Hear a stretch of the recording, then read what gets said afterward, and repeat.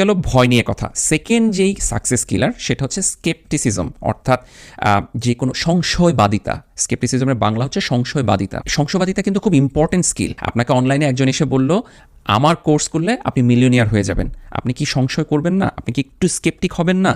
একটু ক্রিটিক্যালি চিন্তা করবেন না? কেউ যদি আপনাকে এসে বলে অমুক কোম্পানিতে ইনভেস্ট করলে 10 দিনে টাকা ডবল হয়ে যাবে, আপনি কি একটু চিন্তা করবেন না? একটু সংশয় নেবেন না যে আসলে কি কথাটা ঠিক? যদিও স্কেপটিসিজম বা সংশয়বাদিতা অত্যন্ত গুরুত্বপূর্ণ একটা ব্যাপার, এটা আমাদের লাইফে থাকা প্রয়োজন, কিন্তু এটার অতিরিক্ত পরিমাণ যদি আপনার মধ্যে বিদ্যমান থাকে সেটা কিন্তু আপনার জন্য সাকসেস কিলার হিসেবে কাজ করবে। সংশয়বাদিতাও কিন্তু আবার দুই ধরনের, একটা হচ্ছে সেলফ স্কেপটিসিজম, আর একটা হচ্ছে যে আপনি যে সার্কেল বা যেই মানুষজনের সাথে চলেন তাদের থেকে স্কেপটিসিজম। আমি এমন মানুষকে চিনি, তাকে যদি আপনি বলেন যে কোনো একটা প্ল্যানিংয়ের কথা বলেন, সে ওই প্ল্যানটা কেন কাজ করবে না সেটার 10টা কারণ খুব ভালোভাবে বলতে পারবে, কিন্তু কোন প্ল্যানটা কাজ করবে সেটা আবার সে বলতে পারে না। তো আপনি যদি সেই রকম মানুষ হয়ে থাকেন তাহলে সরি ফর ইউ।